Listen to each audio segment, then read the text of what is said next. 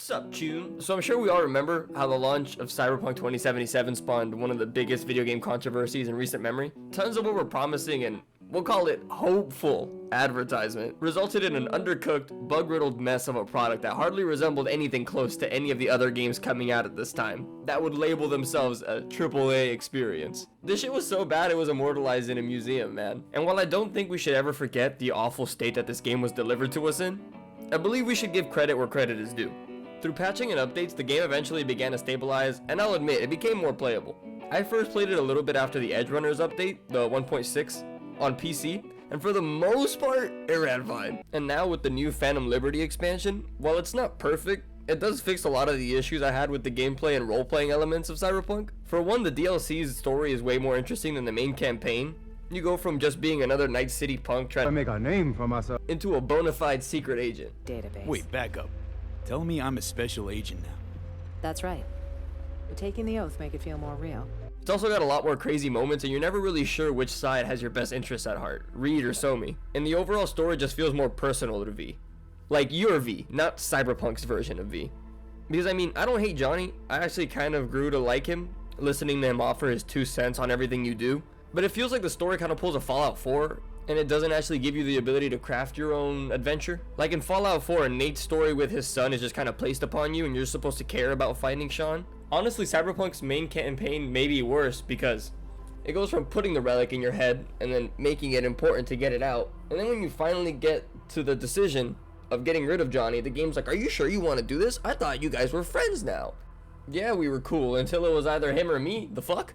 Like, I'm not the virus here, brother, you are. But now I'm getting into my problems with the main campaign. That's not what we're here to talk about. But speaking of Fallout, maybe it would have been better if they started you off after the Arasaka heist when you wake up in the dump. From there, you could put the pieces together as to what exactly happened to you, like in New Vegas. I don't know if that would have made the game any better. It's just a random thought. And a shameless New Vegas mention. In the DLC's campaign, while it's still important, the relic kind of takes a back seat, and in turn, so does Johnny's plot. Which is nice, considering he's not standing over you, telling you to do what he wants every time. It actually feels like you're allowed to make your own decisions, and not be led a certain way by the boomer anarchist living in your head. Well, except for the ending, but we'll get to that. One of the biggest changes introduced through the Phantom Liberty update is the new perk attribute system. It's been completely reworked. Cyberpunk's original level up system left a lot to be desired. It really was just a bunch of redundant perks in the same skill tree that barely changed the gameplay. Small percentage increases to certain stats like headshot damage, DPS with incendiary devices, and explosives. The new skill trees are constructed much more thoughtfully and work together much better to create specific builds. In both versions you have 5 attributes to dump your points into. Body, reflexes, technical ability, intelligence, and kill. But Phantom Liberty restructures the perks in every skill tree. Each skill tree offers new and more interesting upgrades like Wrecking Ball in the body tree. Some of my personal favorites are the new dash and air dash, as well as the bullet deflect. This thing fully upgraded lets you bounce the bullets back to the person who's shooting at you, and that shit feels fucking sick! Hold them, goddammit! And while they're cool to perform, you're not going to unlock them without dumping points into that specific tree.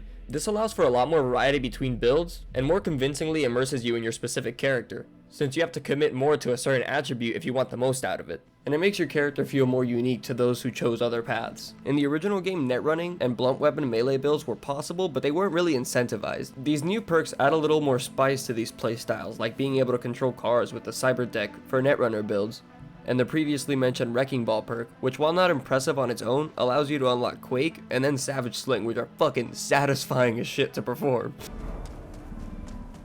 Like something's busting up my insides. I'll gut you like a pig! Are you sure about that?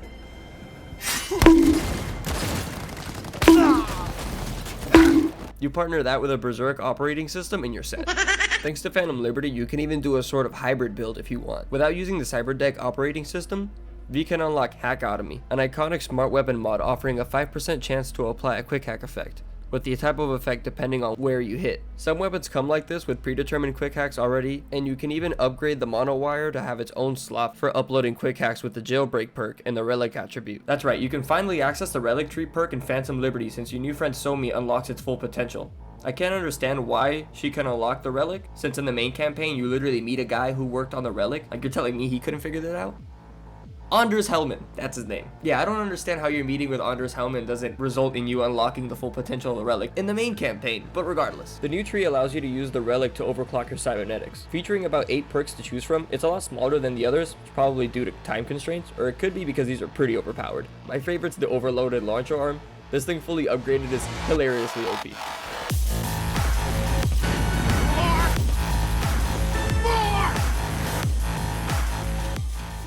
Alright, I'm lying actually, that was a mod. The actual upgrade just gives you an additional charge for the projectile launcher. Shooting it once will just shoot 1 projectile, but holding it will shoot a total of 4. And with the additional charge, you get a total of 8 chances to use the projectile launcher before you need to cool down. But it just doesn't look as cool in normal gameplay now, does it? Still, even without the mod, it's my favorite perk in the relic tree. At least out of the normal ones, not the big ones that cost 3 points each. The projectile launcher is already super impactful and explosive and does hella damage, so to get more upgrades so I can blow more shit up is always a plus for me. I said it before, but Phantom Liberty's story is also much better than the main campaigns in my opinion. Both have their share of memorable characters, but Phantom Liberty's story feels like it gives the player a lot more freedom to do what they want through dialogue options that actually matter. Easy peasy, I say. Crack some skulls and roll in. Bastards! You murder my people in cold blood. No harm in talking to him. Might let us through.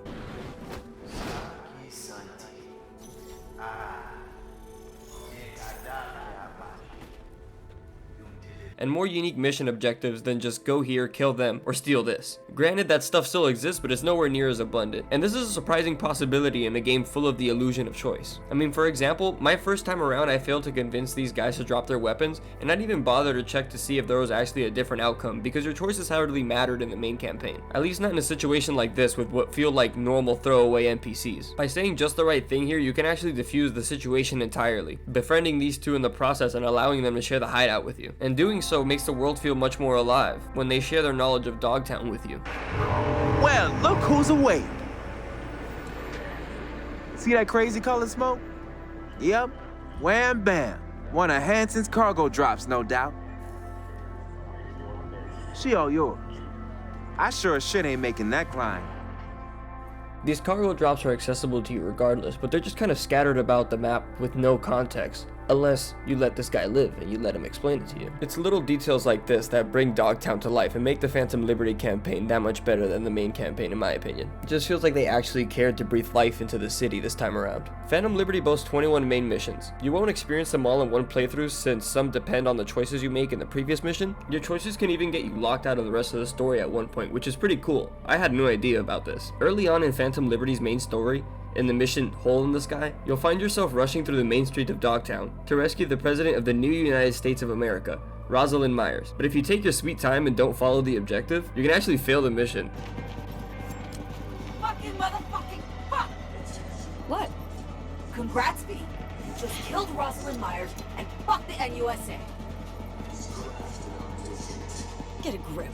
Tried my best to help. Trying doesn't cut it, B. Sure she's dead? I mean, really sure. I'm sure. Pray we don't meet again, and I mean ever. You're then free to explore Dogtown, take on gigs, or continue the main story, but from here on you'll be locked out of Phantom Liberty's main story. It's another great example of how the game adds more weight to your actions compared to how it worked originally. The 3 missions, You Know My Name, I've Seen That Face Before, and Firestarter form the climax of the situation with Kurt Hansen, the militaristic leader of Dogtown who saw an opportunity to profit when he saw the NUSA president's plane crash in his little lawless town. But thanks to you, he doesn't get his hands on the president and instead holds Somi hostage. Though Myers and her top FIA agent, Stringer Bell, suspect Somi may have ran into Kurt Hansen's arms on purpose, and is just using everyone for her own gain, including V. Anyway, you eventually meet up with Somi and You Know My Name, and it becomes fairly obvious that Somi is playing you, since she claims she was being held captive, but her outfit doesn't exactly scream prisoner. This doesn't read right to Knuckles either. But you decide to play along with Somi's plan to pose as 2 netrunners who have an upcoming business meeting with Kurt Hansen. You'll accomplish this with a new type of cyberware that can disguise you as another person, but before you can use it, you have to pull data from the source, get samples of their behavior firsthand. Natalie imprint theft. Sounds like our Colombian job of yore. Who are they and where do we find them? Song got this shard to me. Take a look. Our targets are a brother and sister, red-haired twins. They're here somewhere. Schmoozing. Okay, we need to pull data. Get samples of assorted behavior. We make contact with them, talk, scan as we talk. You find your targets at the blackjack table, where you use your charismatic conversational skills to get as much out of them as possible, without prodding too much, of course. After this, it's just a matter of making sure these gonks don't make it to their meeting. And I've seen that face before. You track the twins down and kidnap them in order to use their behavioral imprints. There they are. No question. Both runners are inside. Got the signal? Got it. Not gonna slip off our radar anymore. Good work. Quoi? Putain, qu'est-ce qui se passe?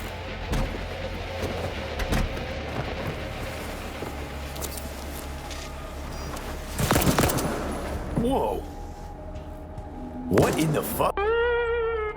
Finally, in Firestarter, you and another FIA agent, Alex, an old partner of Knuckles, enter the stadium under the disguises of Aurora and Emmerich Castle, and you have to try to keep up the ruse in front of Hansen in real time. The end of this mission also contains a choice that greatly affects the remainder of the Phantom Liberty campaign, and it's probably my favorite mission in the whole DLC. I mean, all three of these together kind of are, that's why I mentioned them all together, because I couldn't really pick one, but I mean, I felt like James Bond. I'm out here with the fucking...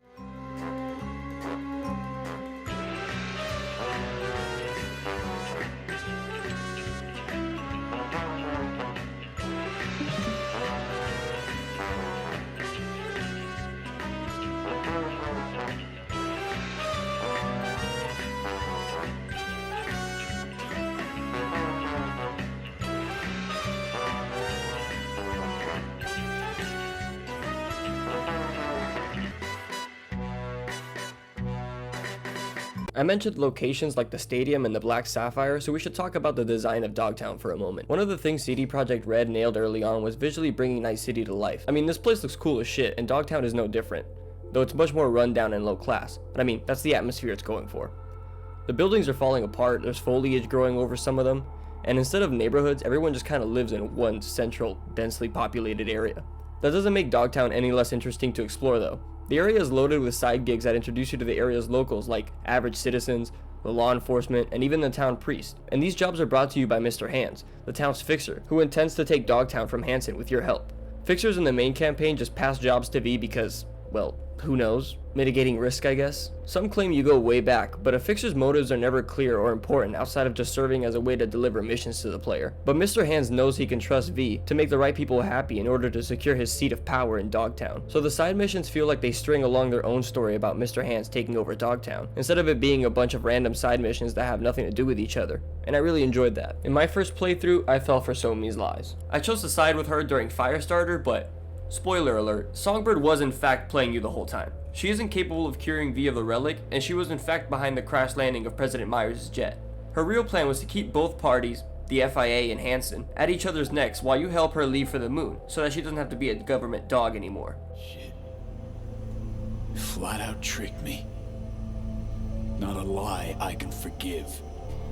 Hot diggity fuck. Color me impressed. Bert took everyone for a ride.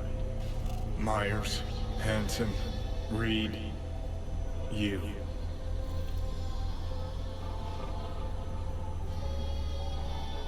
Having some fun with me, are you? No, I'm fucking serious. Takes character to be a bastard front to back and inside out. Believe me. Unfortunately, Somi's biggest mistake was telling me all this in her very weakened state. She can't get to the shuttle on her own, so she relies on you to get her there. The game gives you the option to call Reed right here, but I decided to see how far I could take this. Upon reaching the shuttle, you're confronted by Knuckles. It's here that you can decide to betray Somi once and for all, and turn her into the FIA. And you best believe I did.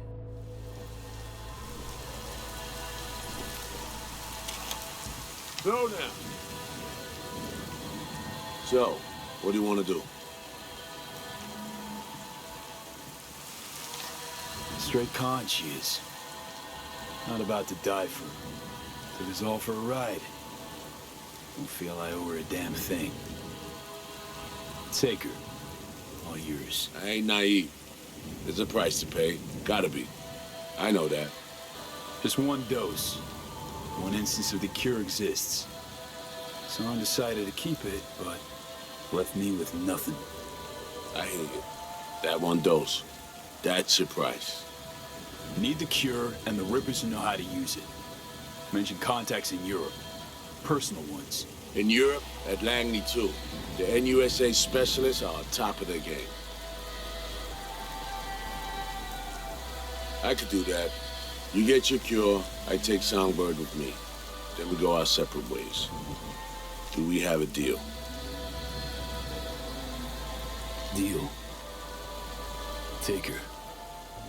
But don't fucking let me die. After explaining the situation, Knuckles says the FIA can take a look at the relic, but there's no promises, which surprised the shit out of me. I was already ready to turn in Somi just out of spite, not because I hoped the FIA could provide a way to remove the relic. So now I'm excited. I'm thinking the ideal Johnny-less good ending is a real possibility. Now for what I didn't enjoy. Thought about how you're gonna spend your 30 pieces of silver? Right off the bat, Johnny starts judging you, and I just wish I was allowed to make the decision without Johnny being disappointed in me, as if I give a shit. I think the game's trying to lead you to learn a certain lesson, but you have to come to terms with your situation and accept the fact that there are people out there that have it worse than you, and you should just appreciate the situation that you're in, instead of, I don't know, trying to do something about it. Like, I know I'm over here advocating for realism and choices that actually have consequences in my role-playing games, but at the same time, like, I don't need a guilty conscience looming over my head constantly. Like, it's a video game. If I do something bad, it was probably deliberate. You don't need to make me feel bad about it. Just thinking to myself. Don't care. Who are you now? Dunno, I mean, fuck. Now I kinda feel sorry for the chick. Hello? Are you fucking stupid? Forgetting someone, June. Ever shed a tear for my fate? My shit luck? Oh, you're royally fucked. True. But at least you're not alone in facing it. Oh, hell no, man. What the fuck, man? Get your ass on. That just might be the nicest thing you've ever said to me. Don't get used to it. Still don't care. But I just couldn't see my V giving up on removing the relic after coming this far. Eventually, it reschedules your surgery to have the relic removed, but it comes with a price. Figuring out something that might work versus a surgical procedure. Choice is clear, Johnny. Raise and read on the hollow. Going through with the surgery puts you in a coma for 2 years. Never that simple. Doc saved you. You're alive. Hearing a big ass bud in there. 'Cause there is one. Deep invasive work on your nervous system. To cut the engram out safely. That it? A good repo patch you quick and easy. Not this time. Your neurons can no longer handle most implants. Chrome. Your brain can manage your personal link and simple code processors. But any use of a combat implant, well, it could kill you. I'm sorry, V. But the life you used to know is gone. There's one other thing. You were out for 2 years. It's 2079. After all I went through and all I fought for, when I finally find a cure, I can't even use it to allow me to live my life the way I want it. And that's probably the point to this bittersweet ending. But I don't care! I just wanted my ideal Johnny-less ending. The whole thing about not being able to use Chrome doesn't even bother me that much. It's more so that when you go back to NC, everybody's either moved on or their life's gone to shit.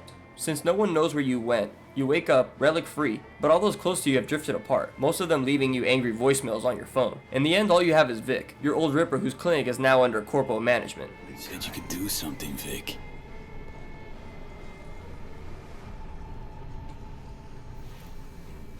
I was wrong. I'm sorry. Please don't worry, Vic. Didn't come with high hopes anyway. Not good. You have to believe there's something out there for you. Self-delusion? That's what you advise? No. I just want you to accept your reality. You've changed, yes. But you're alive. Look at me. I had to adapt too. Still doing what I most love, though. Just 2 years. You may not see it. Time's passed differently for me, so... I do see it. You're plain unhappy. Pretending to be your former self. You really think so? You and Vic are shadows of your former self. It's so depressing. It's such a shitty ending. And I thought this was supposed to be the best outcome. Well, well. See that, Jimmy? He a corpo rat. Chill, man. Easy. Come on, hand over your scratch. Let's go. Not a good time, Chumba. Like I give a shit. Give me money.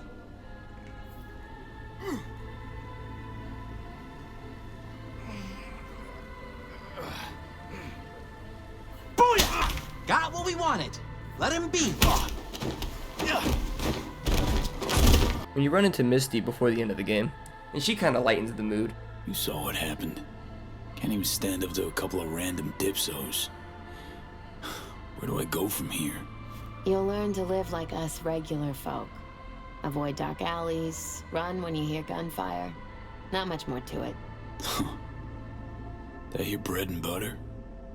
Welcome to the world of the faces in the crowd, V. It goes back to that Fallout 4 comparison I made, where the game tries to steer you in one direction, regardless of the fact that it's supposed to be open-ended and a role-playing game.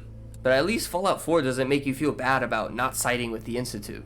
But still, overall, I had a great time playing Phantom Liberty for my first time, and I honestly had an even better time revisiting it to get footage for this video. I would definitely recommend you check it out, especially since you can start it immediately from a new game. You don't have to start the main campaign first and work your way up to Phantom Liberty. You can just go straight there. And even though I didn't like my ending, you are completely free to make different decisions and maybe side with Somi, and maybe you'll get an ending that you like. I'm definitely going to play it again and try to see if I can get an ending I like. And maybe this time me and Johnny can learn to be friends. What the hell you want from me, Johnny? Acknowledgement, decency, a sprinkling of regret, and an apology. Nah, go fuck yourself.